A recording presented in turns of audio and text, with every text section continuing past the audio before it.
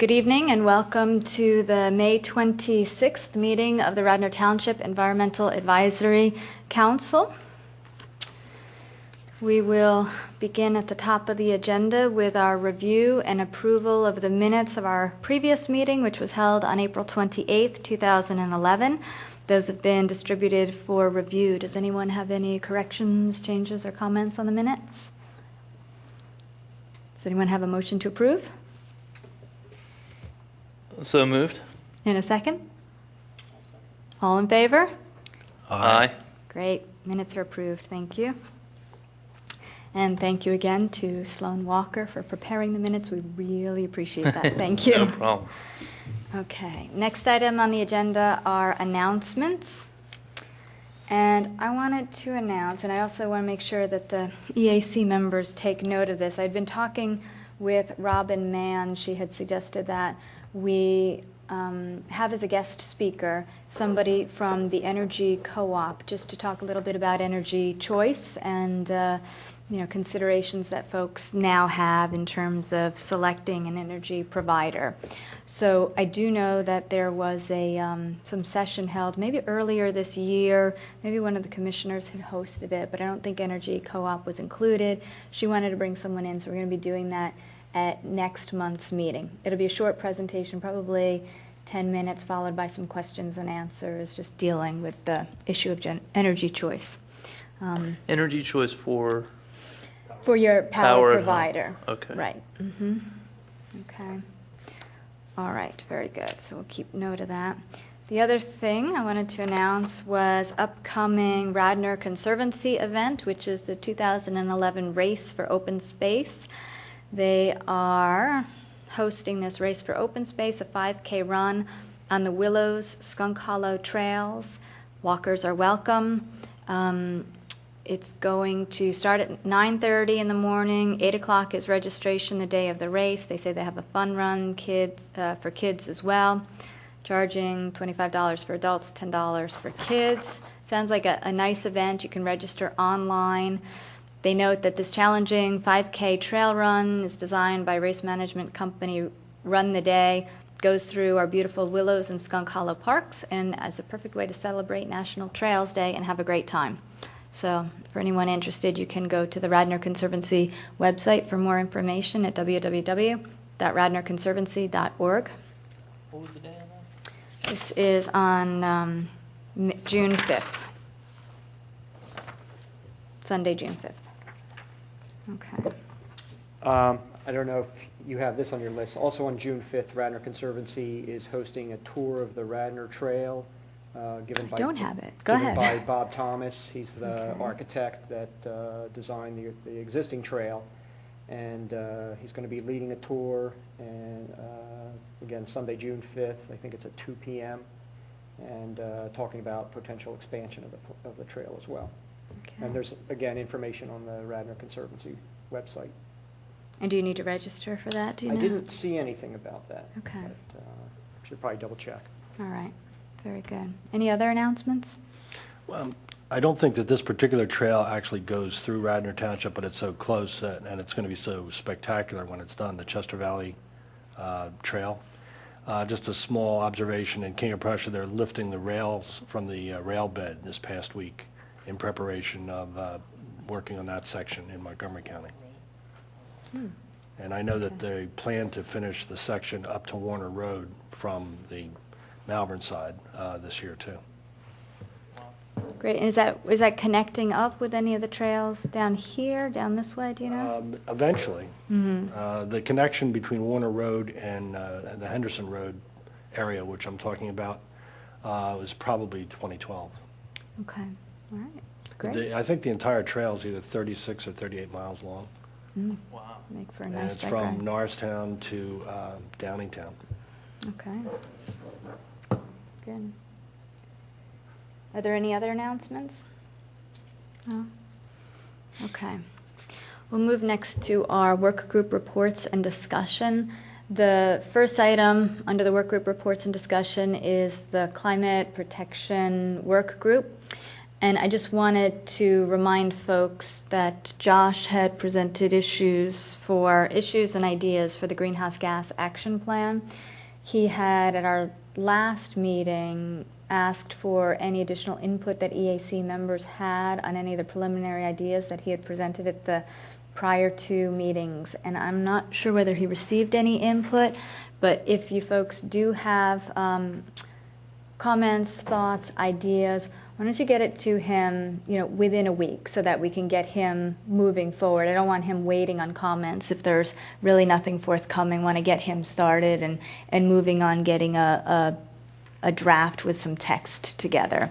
So, Sloan, if you could note for the minutes that we'll get all comments into Josh, say, by the end of next week, and then ask Josh if he can perhaps have a draft to us by next meeting or the following meeting. Okay. All right. Great. What Yep. did he give a feeling for what kind of comments would be useful? Is it are we at the stage where we're trying to weed them out, or is it more just sort of whether it's a good fit for Radnor? What's your sense of what would be useful? My sense was that he had more ideas on that list than we're going to be able to implement in, a concerted effort in a certain time frame. So I think he wants to narrow the list down and really just pick off maybe 10 or 15 of the top ideas and go with them. So if you want to take another look at that and say to him, look, I think we ought to prioritize, and here's my top 10. Okay. Right. That would be helpful. Okay. Or if there's any adjustments that you think ought to be made to any of them, like you think, well, this is a good idea, but it ought to be fleshed out in a different way because we want to, the idea really is to set some goals and targets and make them stretch goals and targets so we're working toward them, but still make them achievable. So not so far out that we're just never going to hit them, understanding what the realities are, in this township, in terms of the economy, just, all of the factors that may come into play. So that's what we're looking for. Okay, good. Thank you for your help. The next item, or the next work group, is the sustainability work group. And under that, I want to, again, mention the next two programs in the sustainability series that are coming up. First one in June, second one in July. We have programs, two over the next couple of months. And these are programs that are developed by the Delaware County Conservation District and the Pennsylvania Resources Council. They had received funding from DEP through the Environmental Education Grant Program to do these workshops, and they were looking for places to host it. We thought it would fit in nicely with our ongoing sustainability series. As you know, that sustainability series is co-sponsored by the EAC, the Radnor Conservancy, and the Radnor League of Women Voters. So we have lots of folks that are participating in bringing this to the community, and we're hopeful that a lot of Radnor Township residents come out to these workshops. The first one will be held on June 23rd. It's entitled We All Live Downstream. Focuses on water issues. You can come to learn about water conservation and stormwater management practices for households, businesses, municipalities. It'll include native landscaping, rain gardens, rain barrels, sump pumps, stormwater basins. So what they're intending to do is touch on a lot of topics that may be interesting to all of us, either in our business or at home. And then they're intending to provide a lot of information and resources so that if there's something that you want to know further about these things, they'll, send you in the right direction. So it'll be a good overview. Yep, go ahead. And they will have a rain barrel there to actually go over some of the basics of installation. I do want to talk about registration when you finish, or if you want me to talk about that now. All right. Yeah, let me go through and just identify the second one. Steve has been the one who has been coordinating this for us through Delaware County Conservation District, which we really appreciate. Steve, you're getting this all set up for us. Okay, so let me announce the second one, which will be in July 28th. That'll focus on energy. It's called Bringing Green Energy Home. So there you can come to learn about energy efficiency, conservation, and renewable energy technologies for households, businesses, and municipalities. And if you're interested, they're going to have free CFL light bulbs. So if you're interested in, trying one out and you haven't wanted to buy one at the store yet, you can come. We'll give it out to the first 80 attendees. And then they'll have a drawing to win a basic home energy audit, they say worth $250. So as I said, that's July 28th. The We All Live Downstream, the water one, is June 23rd. Both here in the Radnor Township building. They'll start at 7 o'clock and run till 8:30. So they will follow our regular EAC meeting, which starts at 6 o'clock. This will start at 7. So Steve, you want to give us a little more information since you've had the chance to talk to them about it and what they're planning to do? Yeah, I wanted to check with them on registration numbers to see what kind of traction we've gotten. Okay. And we've gotten 0. It's not as alarming as it sounds. I think it's pretty typical that people won't register until really before. But I still think it is of concern. And actually, when you sent that email around notifying us of that, I realized I hadn't even registered, and I was certainly planning on attending. Yeah. So I think we all need to make sure that we go ahead and register. And, the walk-ins will be accepted, but I think it's helpful to them to know who's planning to come. Yeah, so I think, I don't know if the council or the committee here, if we want to take some sort of ownership of just notifying people in our neighborhood. That's a good idea. I reached out to Radnor High School to see if there's any student groups involved with student affairs. I know they sometimes have groups, who are interested in, environmental issues, whether it's planning, greenhouses, what have you. I haven't heard back. I'm going to follow up with them next week to see maybe if they would be interested in having maybe one of us come. I would do that if we could. To speak to them about coming there. I think there'd be some applicable things there for students, putting in a rain barrel, learning how to plant native plants that can prevent runoff. Great jobs for teenagers. Yes, exactly. Good summer projects. So I'm trying to think of just ways. And I did reach out in response to your request for help with that. I reached out to the person who's going to be in charge of the environmental committee at Ithan to see if she can get the word out that way. And her thought was maybe we could get it on those e-minders that come out. Okay. I'm not exactly sure how you do that. Yeah. But she said she'd try to sort that out and help us. All right. So if you have any ideas for boosting registration, getting the word out through the available avenues we have, let me know, and I'll follow up on it. Okay. And did you have a chance to look at that Radnor patch? Somebody had No. suggested that. And as I understand it, Sam Strike is running that. It's a website with local news and information.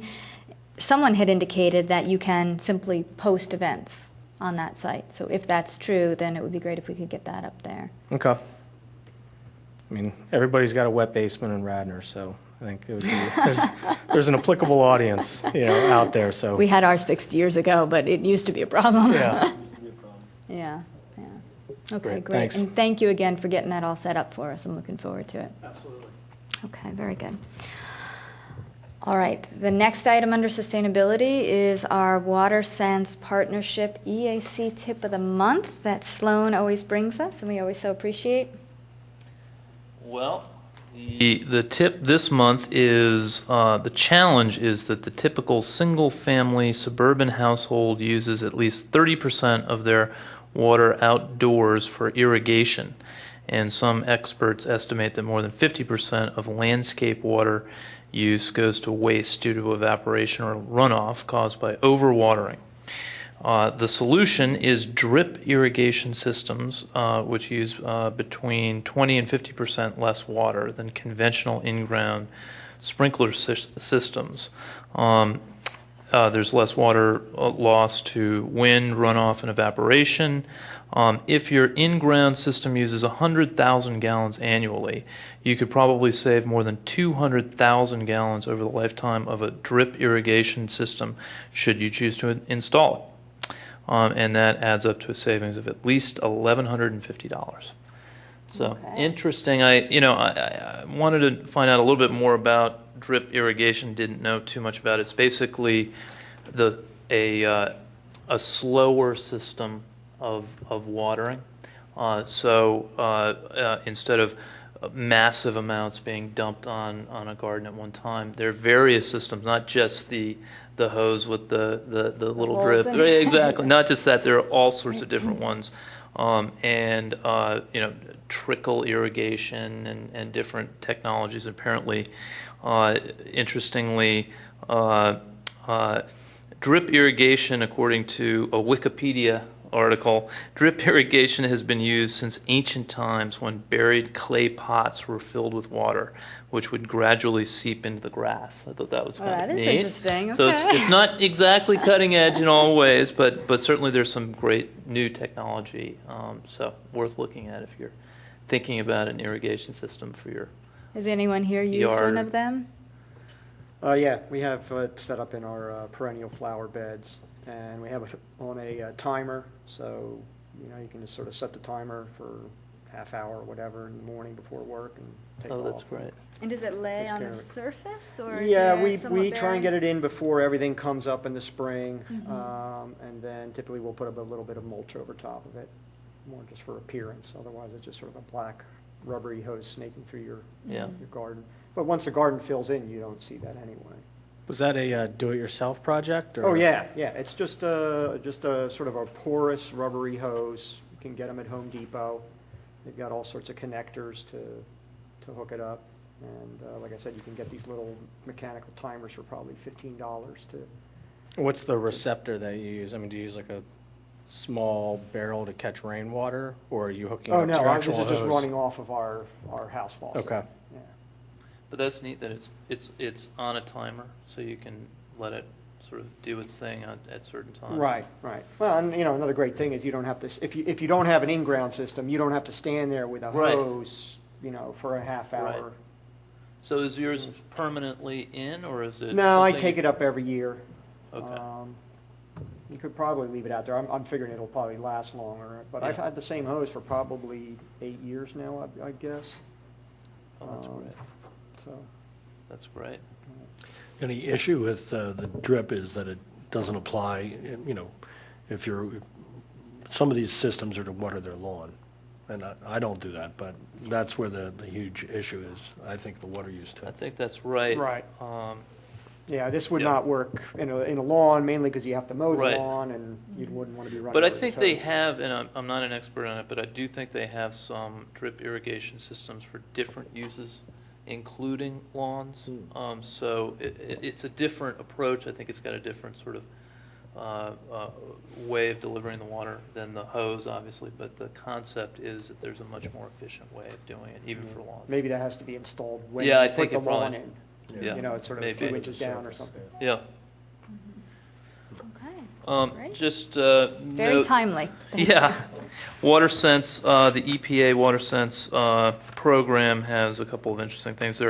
They're testing various new products to create WaterSense specification for water softeners and irrigation controllers. So they're actively setting some standards in some relevant areas. And I'd also note that there's some interesting, further interesting programs around the country for different communities in terms of saving water. Just picked out one in Seattle and the region around Seattle. Their local water utility is sponsoring a variety of rebates for people on with, for example, sprinkler system rebates. If you use more efficient sprinkler systems, 50%. Up to 50% of the project costs are reimbursed. $100 per efficient toilet, multi-family laundry systems. So some interesting stuff going on in different parts of the country that are interesting to peruse on the WaterSense site. So, and I don't know. And that's a local, did you say Seattle is offering Seattle, those rebates? yeah, Okay. yeah. I mean, there's a list of all these different programs. Unfortunately, I have not yet found any that apply here. Okay. I may be missing something, but it's an interesting catalog, sort of food for thought in terms of what is being done around the country. Obviously, I'm open if there are thoughts about things we should be trying to encourage around here, but it's interesting to see what folks are doing, I think that's great. around the country. All right. Very good. Anything else? That's it from the WaterSense. All right. Beautiful. Thank you. Our next item is Community Environmental Awareness Work Group, which Josh typically heads up, and he was going to give us a report on some of the recycling statistics last meeting. We ran out of time. Fortunately, he's not here today, but he's going to try to do it next meeting in advance of the workshop. And Sloan, I did get your email. I'll get back to you on that. Great. So, Great. Okay. I did note on recycling, I just happened to look at the Haverford site, see what they have, and they have a nice little explanation of their single stream recycling program. This may be a little dated. I just sort of found it doing a Google search, and it, I think, was released at the same time they started single stream recycling a couple of years ago, and it looks a lot like our system, our approach, and I thought it was a nice little explanation of what you can recycle, what you can't recycle. I didn't pick out any dramatic differences from our approach, which itself is, I think, good and interesting. But I thought this was a nice presentation of it, and just sort of thought we send it around as we sort of look at how we're doing recycling. Great. And Great. you know, try to get a sense of how other towns around here are doing. That's great, and I think we'll look further into that. Yeah. I actually visited, I think it was last month, the brand new material recovery facility that Waste Management just opened up in Philadelphia, where they take all of this recycle and they have all of these machines that separate it all out. It all comes in bulk, and then they have these machines that basically have these screens and such that shake it out, and big magnet rollers that pull up the metallic things. They've got places for those plastic bags to go. Everything gets sorted and separated. It's Wow. it's an impressive operation. Where there. was that? It's up in the North Philadelphia. Great. Yeah. Does I any don't. of our go there? I don't know where our Okay. stuff is going, but I know that Yep. Josh was looking into some of these recycle issues, so maybe we need to ask him Yeah. that question. Good idea. Yeah. Okay. Hey, Brenda, Yes. is there a room for a little stormwater Absolutely. addition? Yes. All Go right, ahead. It's usually the next on there. Just wanted It to. usually is, and I apologize that I didn't put it on there. I only left it off because I wasn't sure we had an Yeah, item. it's okay. so that's- I've been in touch with Abington Township. Last October, they hosted a rain barrel workshop through funding from a REN grant. And they're more than happy to share their workshop materials and, you know, how they got their application together.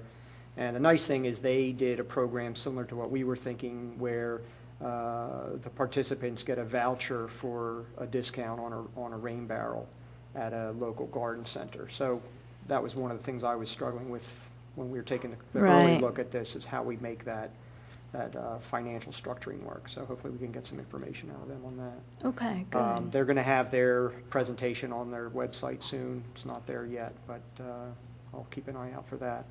Okay. And then I've identified maybe 10 other potential funding sources for different sorts of environmental grants. So I'm just going Okay. to start chipping away at those and seeing if there's potential for us on any of those other sources. Oh, terrific. Okay. That's it. Very good. Thank you. Yeah, Dan, I'd be interested in some of those for some of the water sense kind of ideas, because I think maybe one of the things we could do is think about trying to get a little bit of money for, you know, faucets and things like that, if people wanted to. Yeah, it's the whole range from, you know, county, state, and federal grants. I was looking mostly at stormwater things, just because that's what I'm interested in, but there were some about power. I think Pennsylvania Power and Light has a program, so there are other you know, fields that you can get the grants for. Great. And you know, Sloan, wasn't it the case that when we got involved with Water Sense Partnership, Marple had been involved, and they had negotiated some deal with the Home Depot, They went who was directly to providing Home. They the have. I faucet? haven't reached out to Home Depot. That but might be it might be a good way to a do good it. thing to do, right? Yeah. And maybe even to get back in touch with, I think it was it John Butler in Mhm. Marple Township, and speak to him again, just to refresh our recollections on Yeah. it. because it may be a more forward, sort of straightforward way Yep. to getting to the same objective, because they may see it to be in their interest to be giving some of this out to the Yeah. community and getting folks into their shop. Good Okay, idea. Good.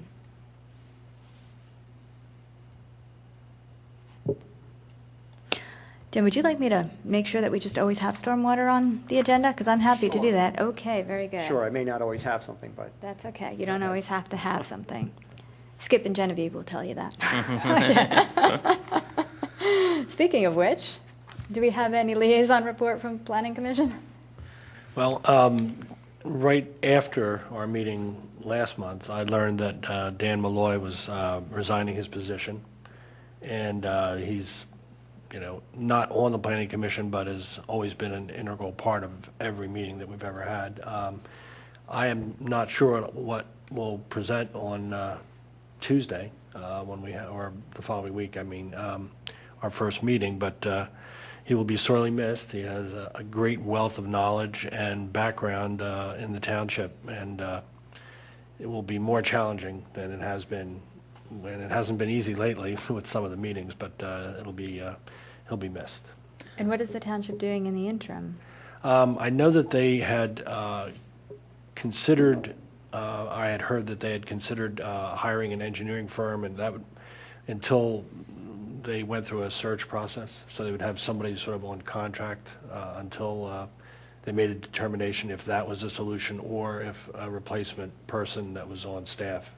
And I think they're going to end up, I hope they're going to end up hiring for staff, because you need that continuity. So I will let you know. Okay. But that's certainly bigger than average news Right, on the right. Planning Commission side. And there continues to be all sorts of activity in the education corner there on King of Prussia and Eagle. The next thing on our agenda is a multi-story parking garage that Cabrini wants to put up. So Okay. stay tuned. Are there environmental issues, or you haven't yet? No, that's understood just the a scope little, of it? Okay. there will be some issues because, there's traffic, alone is going to keep increasing in that area. So air quality, there's an issue there. Okay. All right. Thanks for the And update. then Oh, I thought this was a good spot to bring up. I had circulated articles to the commission tonight that deal actually sort of after the fact, but still because it's in the process, the charging station discussion that we had at last meeting. I recommend to the public in general to look at an article called Charge It in the Wall Street Journal in the May 23rd edition. And in a May 18th edition, there was an article about and apparently this is going forward no matter what, some major wealthy palm oil financier, et cetera, is going to build, I think it's 3,000 cars, 800 charging stations all throughout the city of Paris, and the first cars will be on the road in December. So it's an interesting evolution of what we've been talking about here. when you say the first cars will be on the road in December, he's putting in the charging stations and he's selling the vehicles to the public. He's making the vehicles, he's setting up the charging stations. It's a fascinating article. Okay. All right, I look forward to And reading that. he doesn't assume that it'll make any money the first 2 years, but 3,000 cars, it's a logical use of the charging station thing because it's all integrated together. The cars will have computer, what word should I look for? There'll be software that'll help you find charging stations throughout the city. You can schedule your appointment just in time, things like that. Great. Sure there will be an app for that. Good. Well, the app will be built into the dashboard of the car probably too, but even so, a striking and progressive thing. And he's not taking, 3,000 Nissan Leafs. He's calling the cars Baladors or something, which is his last name. Oh, neat. Interesting. So- That's great. Yeah. Yeah, well, those are Great. terrific. Thank you Huh. for sharing that. Yeah, and I think in terms of that initiative, is there any update or The Board of Commissioners has yet to hear it, but I think they're going to try to get it on the June 9th agenda, or maybe the first Board of Commissioners meeting in June. And I just passed along to Elaine Schaefer, who's been helping us with this, a new version of their contract, because they had originally provided a contract which was then going to be sent to the solicitor to take a look at. But I understood that one of the other parties had pushed back a little bit on some of the terms, and that a new contract was provided in response to that pushback. So I asked Community Energy if we could have the better contract, and they provided it to us. So I haven't gone through it, but I did then pass it along to Elaine. So perhaps, that'll help move things along a little more quickly. Yeah, and Brenda, maybe I should ask this. Could you forward that article to your contact that is presenting this to the commissioners? Yes. Okay. Yeah. Yeah. Do you think it makes sense to have a little working group around that issue, or is it? I would love to have a working group, because right now it's just been me. So would somebody like to volunteer to I'd work be on happy them? to help. Okay, terrific. Okay, good. All right, make a Great. note of all of those volunteers. Okay, so all of us? Right. Great. That- That's right. We'll have to go to Parrot, yeah, exactly. There's no doubt. Sloan, I'd be happy to Oh, great. pitch in too. Good, Okay. good, good. Email us. Terrific. All right, great. Thank you. I appreciate the help. Okay, Board of Health. Genevieve, do you have anything to report? Yes, just a couple things. The one thing that I brought to the Board of Health about the charging stations, and they were really excited about that, and to see that moving along so well. good. So I just shared that with them. The Dr. Donato, who's the vet that is on our board, just talked about standing water that's just like in places that you don't want it to be, and as far as mosquitoes and the whole West Nile situation.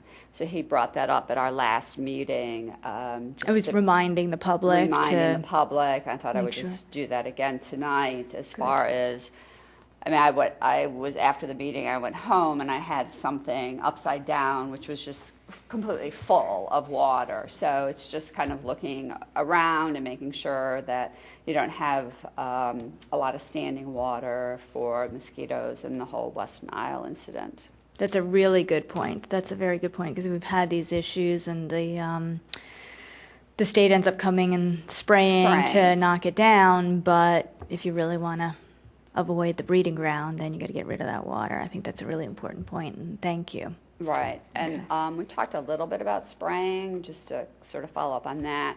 And at this point, no one knows anything about if we are going to be spraying this year. But John Fisher, who is on the Board of Commissioners that comes to our Board of Health meetings, said that he would notify us, and then I can get the information to you as soon as I hear anything, if there is going to be spraying this year. Okay, good. I just read something. I just saw an article, and I didn't read the whole article, but it came out within the last couple of days with respect to what New Jersey is doing as, I don't know whether it's an alternative to spraying or in addition to spraying, but they are developing some bug microbe that just loves to eat mosquito larvae. Fish. And so they're, It's fish, is too. it the fish?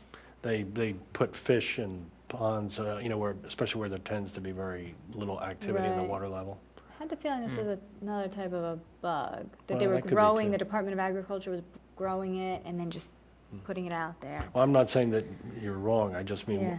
in New Jersey, I did see an article about them putting these fish in the Right. ponds and stagnant water and things like that. We ought to And they think eat- about that too. They eat fiercely. The other comment I wanted to throw out there is I think that mosquito populations are very local. So it's actually in everyone's self-interest to get rid of standing water objects or whatever on their property. Because you're not getting mosquitoes from the willows if you live in, South Devon Avenue or something like that. I mean, it's, Also on mosquitoes, I just built some bad houses with actually a Center City Boy Scout troop. And if you don't know, there's a big decimation happening in the bat populations from some sort of as yet unknown fungal infection or something.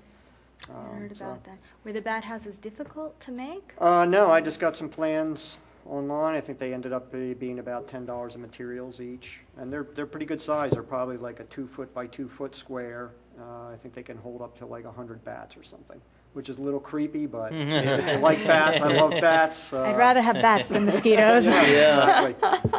Where are you putting them? Just up on the house. You want them like 12 to 15 feet off the ground and in direct sunlight for I think at least 6 hours a day. The idea is that it's just like a little sauna for them in there Wow. to conserve the energy and body heat during the day so they can fly around all night.